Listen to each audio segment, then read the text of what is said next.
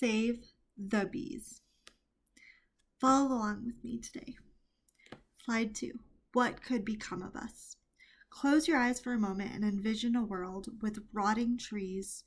Crops are all but extinct, and your neighbor's kids are lying haphazardly on the front steps, nearly skin and bones. The grocery stores are picked clean from the produce aisle, so no more yummy fruit, to the deodorant that you use. Can you picture it? This is a world without bees. Now, just for a moment, close your eyes again and think of a world where the sun is shining and the farmers markets are bursting with yummy food and honey-filled pies, and your neighbor's kids are running through the streets and your neighbor is tending to her very lush garden. This is a world where the bee has been saved and continues to be a pollinating hero. So why does this matter, you're wondering? Well, everything you do in some way, shape, or form is connected to our friendly neighborhood pollinator. From the food that fills your belly to the soap and deodorant that is used, we are all connected in a great big circle of life. Greenpeace.org states that 1 in every 3 bites of food you eat is because of a bee. So tonight, amidst your nightly prayers, thank a bee. Slide 3. Be aware. The bee population is dwindling at an alarming rate. What are the reasons for this? The first one is colony collapse, which is a collapse and disbanding of a hive, and in turn that causes the death of the species.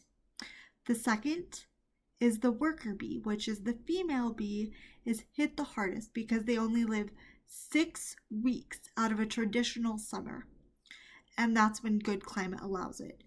When new pollinators are created during the off months, which are the winter months. And the third reason is beehives will see a decline in winter months from 5% to 10%. However, the National Agriculture Statistics show that a decline so rapid has been happening in the last 60 years from 6 million colonies to 2.4 million hives and colonies due to wintering die-off and colony collapse. Greenpeace.org states, the bee can simply not keep up. Slide 3 states, it's hard out there for a bee. So now that we know some of the problems that are facing these bees, let's look at the root causes. What is creating their impending demise? One of the biggest reasons for the colony collapse and the decrease in the rate of the bee is because of a fellow insect. The Verona mite is killing the bees because they are becoming immune to the plants that the bees need to pollinate, and they are eating those crops, infesting them. FarmProgress.com states that the Verona mite is the biggest problem because they're feasting on the plants the bees need to survive. The second reason for the cause of the extinction of bees is because of the weather. And you could be thinking, how does the weather play a role in bee population, right? But bees are like penguins, FarmProgress.com states. They are volatile. They open up and close. Open up when it's warm, close when it's cold. So when the weather is wonky, it takes a lot out of the bee. They cannot pollinate at the rate that the weather is changing. They cannot produce honey for their hive. The third cause for this dwindling of colonies is because of the use of pesticides and other chemicals. One of the major chemical umbrellas for farm crops is Monsanto's, and they have knowingly hidden the fact that they are using chemicals that are messing with the bees' system. This weakens them. It in turn makes it harder for the bee to pollinate. The resistant chemicals are also threatening the size in which a bee can forage and work in a safe and natural habitat. PowerPoint slide 4. Be helpful. What are some solutions that we can help our fellow pollinators? One way is to combat the mites and other insects that prove to be a threat, would be to plant crops and local gardens which are bee friendly, which essentially means don't grow one crop, grow multiple crops all together. The second reason would be to go pesticide free, which of course means you can't use chemicals.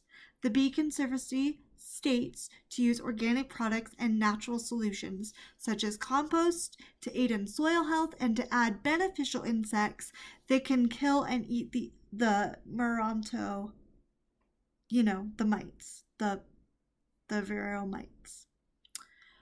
The third reason and way that we can combat this problem is combating the weather. We can build bee condos, the Bee Conservancy states, which is small tube apartments that allow other bee species besides the honeybee, but masonry bees, to take up residence so they can survive during the winter.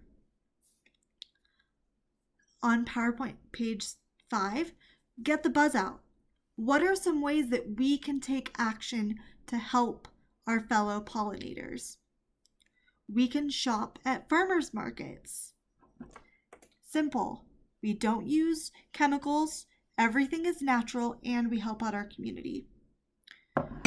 Call local and state legislature employees to ask how you can help to get the word out to save and support your local bee population. And the third way and most simple way that you can help a fellow bee is by filling up a small dish of water with a teaspoon of sugar, mix it up, and you leave it outside during the warmer weather months so the bees can perch on the rim and they can drink to their heart's content. In conclusion, we did it! So next time you run into the supermarket or you are basking in the most wonderful smell of the farmers markets, remember that it can be made possible because of our bee buzzworthy friends. After all, everything can be cured with a bit of sunshine, a smile, and a spoonful of honey. Thank you.